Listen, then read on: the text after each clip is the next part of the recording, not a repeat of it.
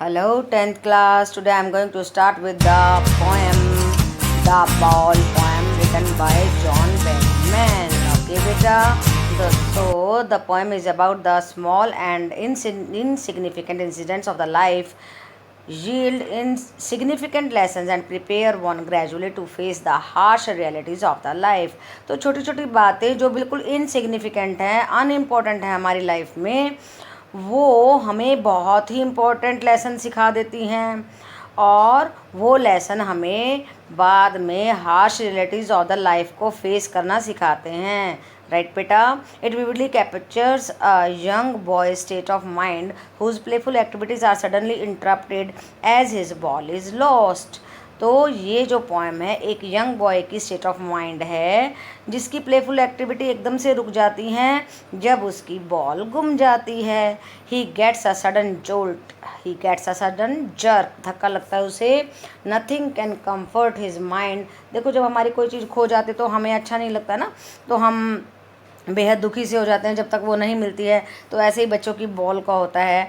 But this insignificant incident is not something meaningless. लेकिन ये जो छोटा सा इंसिडेंट है ये मीनिंगलेस नहीं है. It has a large meaning which prepares one two face those intense moment. इसका बहुत बड़ा मीनिंग है जो हमें लाइफ की डिफ़िकल्ट मोमेंट्स को फेस करना सिखाता है. When the life snatches what is very dear to us.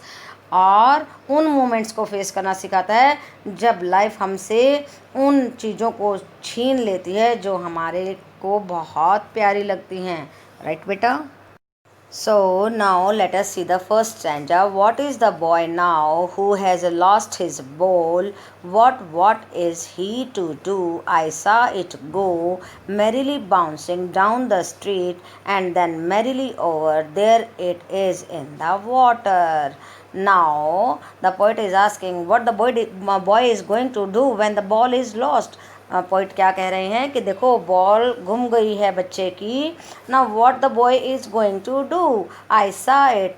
And the poet is saying that मैंने उसे देखा बॉल को मैरिली बाउंसिंग, बहुत खुशी से उछलते हुए जाते हुए down the street and then street को क्रॉस करके and then merrily over there it is in the water.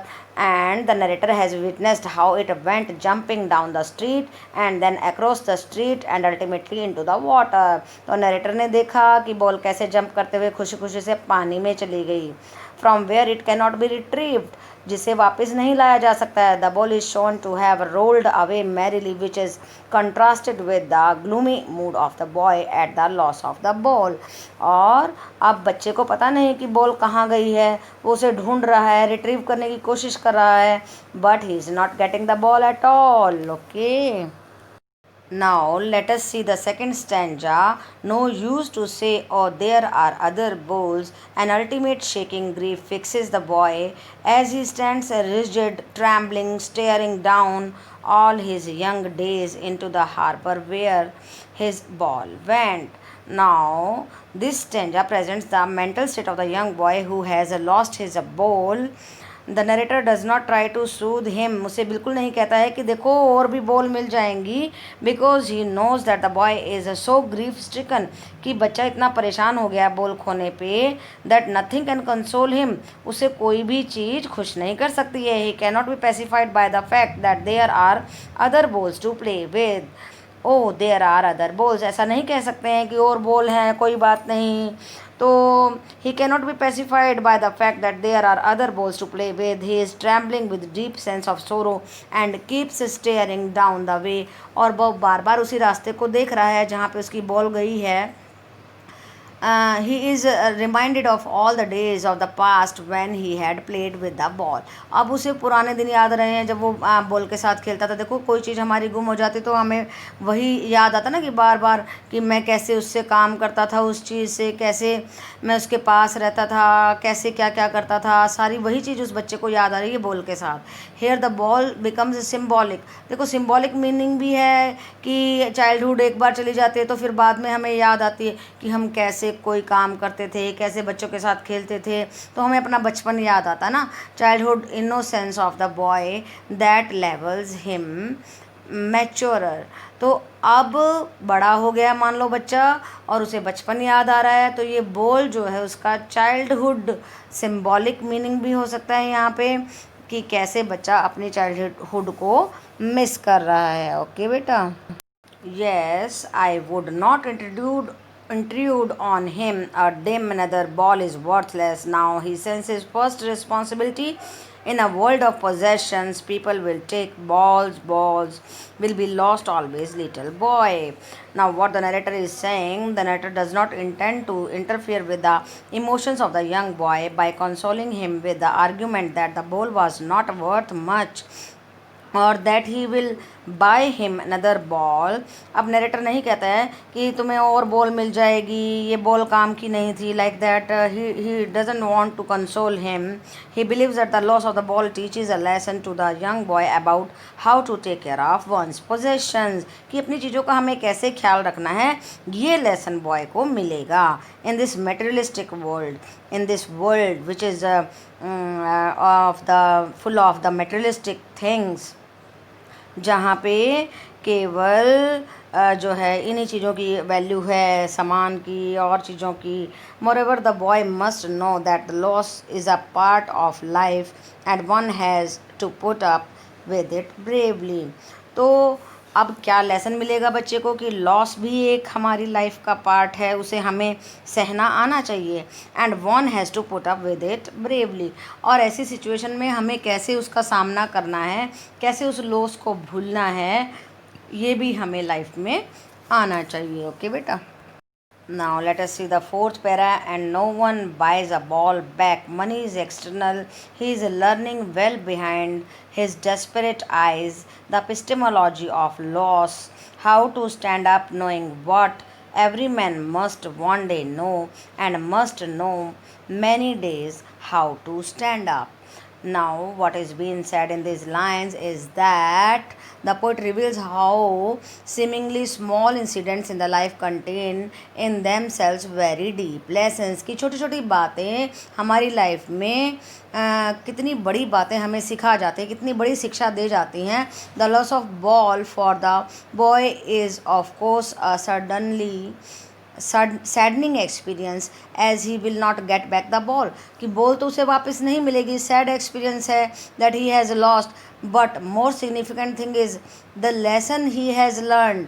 सबसे इम्पोर्टेंट बात है कि उसने लेसन क्या पढ़ा, लेसन उसे सबक क्या मिला। His first lesson as how to cope up with the loss and stand up to move on, कि कैसे उस लॉस को बर्दाश्त करना है, उस दुख को बर्दाश्त करना है और लाइफ में आगे बढ़ना है। The boy has learned a lesson of the reality of the life that people do lose things in life, कि ये नहीं कि हमें हर वक्त जो है सुख ही मिलता है, दुख भी मिलता है, तो उसे हमें बर्दाश्त करने की ताकत होनी चाहिए। But that doesn't bring life to a halt, उससे हमारी लाइफ रुक नहीं जाती है। People tolerate the losses and advance further to achieve again and perhaps to lose again.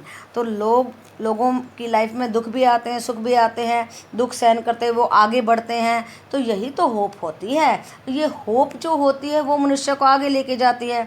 तो ये पोएम हमारी इतनी अच्छी शिक्षा हमें दे रही है कि हमें लाइफ में ज़रूरी नहीं कि सब कुछ मिलता ही रहे, कुछ लॉस भी हो सकता है, तो उसे बर्दाश्त करना हमें आना चाहिए। ओके बेटा।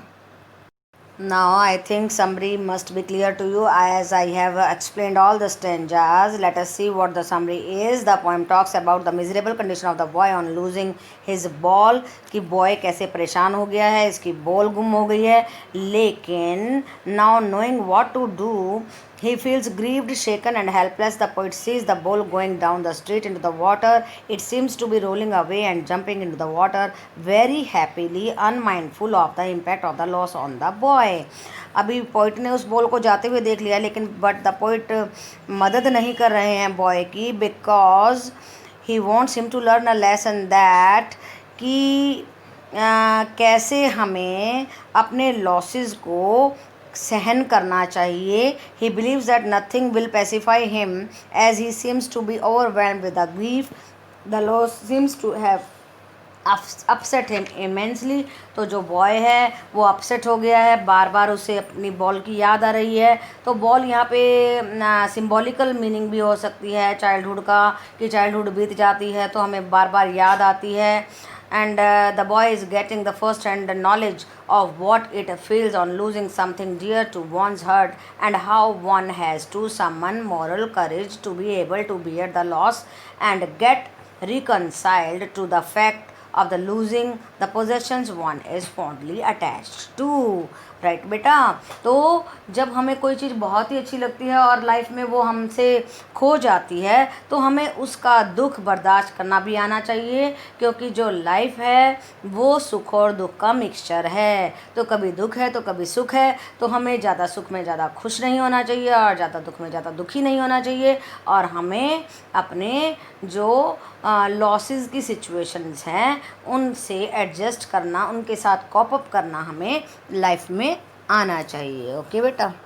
Now let us see the title of the poem. The title chosen by the poet does not give much of an idea about the theme of the poem. The title evokes the curiosity of the reader about the content of the poem. तो title से the ball poem, हमें लगता है कि ball के बारे में कोई पोएम होगी, है ना। The poem does reveal with a ball being lost, but overall it conveys a much deeper meaning. लेकिन खाली बॉल का लिटरल मीनिंग नहीं है, यहाँ पे डीप मीनिंग है। देखो बॉल के खो जाने का।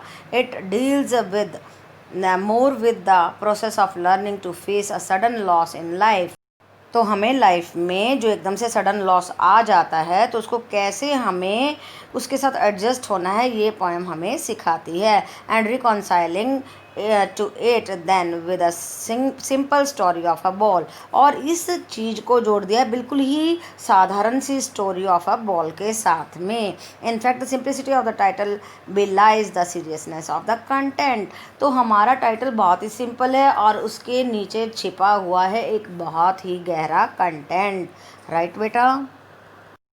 Now let us see the message. The poem has a very clear message that the process of learning the ways of the world starts at a very young age. तो छोटी छोटी उम्र में छोटी छोटी बातों से हम बहुत बड़ी बड़ी बातें सीख जाते हैं। When a young child loses a valuable possession, जब एक छोटा सा बच्चा बहुत ही अपनी महत्वपूर्ण चीज़ को खो देता है, ही और she is empowered over powered by grief. उसे दुख होता है। देखो छोटी सी भी चोट लग जाती है तब भी बच्चों को दुख होता है कि अरे ये लग गया वो लग गया। छोटा लॉस हो जाए तो भी मेरी ये चीज़ गुम हो गई वो हो गई। However the loss starts the journey towards the maturity. और ये चीज़ों का खोना बच्चे के अंदर मैच्योरिटी लाता है। The child learns a lesson of how to be careful about the possession in the materialistic world. तो इस सांसारिक जीवन में कैसे हम जब अपनी चीज़ें खो जाते हैं तो उस लॉस को कैसे हम कोप अप करेंगे। More over if the child is not consoled and the lost object is not replaced by a new one।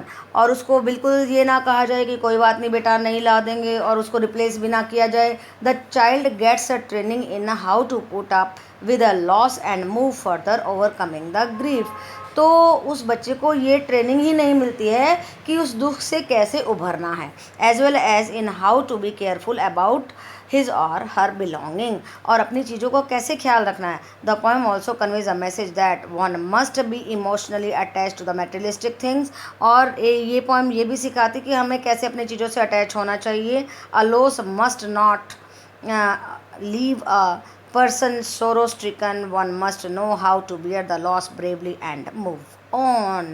तो कैसे हमें किसी लॉस से टूटना नहीं है, उस लॉस को भूल करके अपनी लाइफ में आगे बढ़ना चाहिए। ओके बेटा।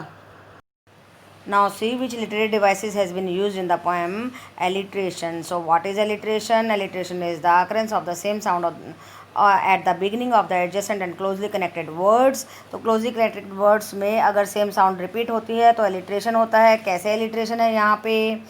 ball, ball, will be, lost always, be in balls, balls, and be in be। Right बेटा। And no one buys a ball back B in buys, B in ball, B in bag. So alliteration has been used here. What is transferred epithet? Transferred epithet is also used here. Transferred epithet is a poetical device in which an adjective is used not with the noun which it normally qualifies but with the some other noun. तो उस noun के साथ में हमारा adjective नहीं होता है जिसको ये क्वालिफाई कर रहा है, पर किसी और के साथ में लगा दिया. देखिए shaking grief, here it is not a grief that shakes but the boy. तो बॉय शेक हुआ है ना, ग्रीफ तो शेक नहीं हुआ है, तो ग्रीफ के साथ शेकिंग लगा दिया, तो ट्रांसफर्ड एपिथेट हो गया. Now repetition has also been used here. Repetition is using a word phrase or close a number of times with the purpose of emphasis or to provide unity to the poem.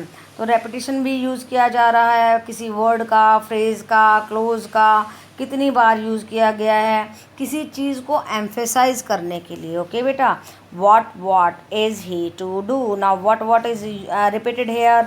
balls will be lost always little boy. balls को use किया गया है. Another device which is being used here is symbolism. Symbolism is the use of the symbols to signify the ideas, qualities by giving them symbolic meaning that are different from their literal meaning. Right बेटा, तो symbols वो होते हैं, जैसे यहाँ पे ball use किया गया है तो किसी चीज़ को यूज़ किया जाए और कुछ अलग मीनिंग देने के लिए यूज़ किया जाए तो वो सिम्बोलिज्म होता है. Generally it is an object representing another to give an entirely different meaning that is much deeper and more significant. ठीक है, बॉल छोटी सी चीज़ है और उसको सिग्निफाई कर दिया चाइल्डहुड से. तो देखिए, symbol of the possession person may have, it is also symbolic of the childhood innocence of the boy. तो बॉल हमारी चाइल्डहुड को सिम्बलाइज कर रही है. बॉल गुम गई है मतलब मतलब चाइल्डहुड गुम गई है और बच्चा उसको मिस कर रहा है, तो सिम्बोलिज्म इस तरीके से यूज़ किया गया है यहाँ पे.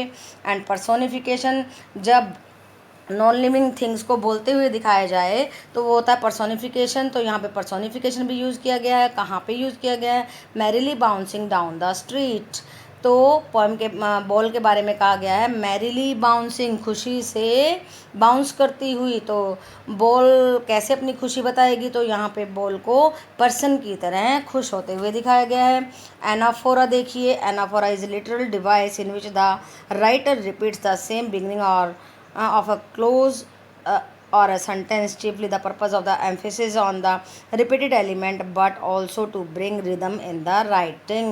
तो एनाफोरा एक लिटरल डिवाइस होता है जिसमें रेपिटेशन किया जाता है, उस क्लोज को या सेंटेंस को बार बार रिपीट किया जाता है. देखिए कैसे. What is the boy now who has lost his ball, what is he to do. तो what को यूज़ किया है यहाँ पे, तो एनाफोरा है. तो what हमारे अंदर क्यूरियोसिटी अराउज कर रहा है. Merrily bouncing down the street and then merrily over. तो मैरिली वर्ड यूज़ किया गया है. what is enjambment. It is a poetic device in which the line runs to the next line or line carrying an idea without a punctuation mark. जब कोई punctuation mark नहीं use किया जाता है और लाइन आगे मूव कर जाती है. जैसे कहाँ पे यूज़ किया गया है, यहाँ पे his ball went merrily over there it is in the water. Right बेटा, तो यहाँ पे enjambment यूज़ किया गया है. Now what is the rhyme scheme. The poem does not have any rhyme scheme as it is written in the free verse. तो इस poem को किस वर्स में लिखा गया है, फ्री वर्स में. कोई राइम स्कीम नहीं है इस पोएम की. ओके बेटा. Now let us see few textual question answers. Question number first. Why does the poet say I would not intrude on him? Why doesn't he offer him money to buy another ball? तो poet क्यों कहता है कि मैं बीच में दखलंदाजी नहीं करूँगा और मैं उसे दूसरी बॉल भी नहीं दूंगा. The poet understands the intensity of the pain that the boy is experiencing on his first loss. तो अभी पोइट को पता है कि जो बच्चा बॉल खो रहा है तो उसके दुख की कितनी तीव्रता होगी. He knows that the buying another ball would be no consolation and it would be the best approach to leave the boy alone so that he should develop a sense of responsibility and maturity.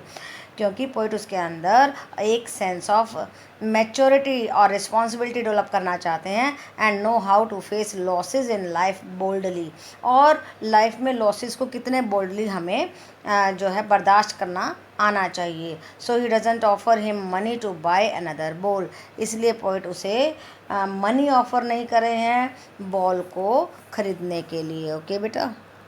Now let us see question number 5th. What does the poet say the boy is learning from the loss of the ball? Try to explain this in your own words.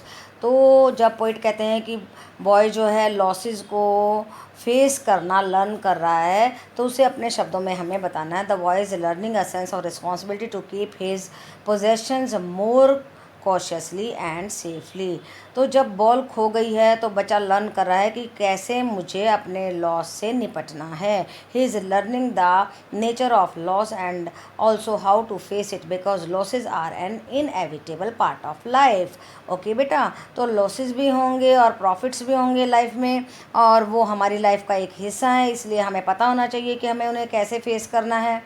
The loss of the ball imparts a lesson to him regarding how to cope up with loss without losing heart and equip himself to take life in the stride so that he may stand up and move on, ताकि वो loss को बर्दाश्त करके life में आगे चलना सीख सके. Now what does the phrase oh there are other ball suggest, इस फ्रेज का क्या मतलब है? The phrase suggest that the loss of the ball should not make the boy so sad, कि बॉल के लॉस से बच्चे को ज़्यादा उदास नहीं होना चाहिए. Can very well be compensated. One loss should not bring the life to a standstill because there are other possessions and one must move on to gain more. तो केवल एक ही लॉस से हमें एक जगह पे ठहर नहीं जाना लाइफ में, हमें चलते रहना लाइफ में. दुख भी आएंगे सुख भी आएंगे, तो हमें हर चीज़ को फेस करते हुए लाइफ में मूव ऑन करना है. ओके बेटा. Now, what epistemology of loss does the poem contain? The poem contains epistemology of the loss as it brings forth the fact that the loss is an essential part of the life. In this materialistic world, the people suffer losses quite often and feel dejected at these losses, but it is advisable to face the losses bravely and move on without letting grief get over one's mind. तो इसका क्या जो है शिक्षा है कि loss का क्या मतलब है, कि इसका क्या मतलब है लॉस का, कि ये जो है लॉसेस तो हमारी लाइफ का एक एसेंशियल पार्ट हैं. इस मेटेरियलिस्टिक वर्ल्ड में, इस सांसारिक भौतिक दुनिया में लोग जो है लॉस भी होते हैं, बड़ा डिजेक्टेड भी फील करते हैं, सैड फील करते हैं, पर वो आते रहेंगे जाते रहेंगे, और जब लॉस के बाद में हमें प्रॉफिट होगा तो हम उस लॉस को भूल जाएंगे और लाइफ में हम आगे बढ़ जाएंगे. ओके बेटा. तो ये थे क्वेश्चन आंसर्स, आपको ध्यान से प्रिपेयर करने हैं. Okay nice.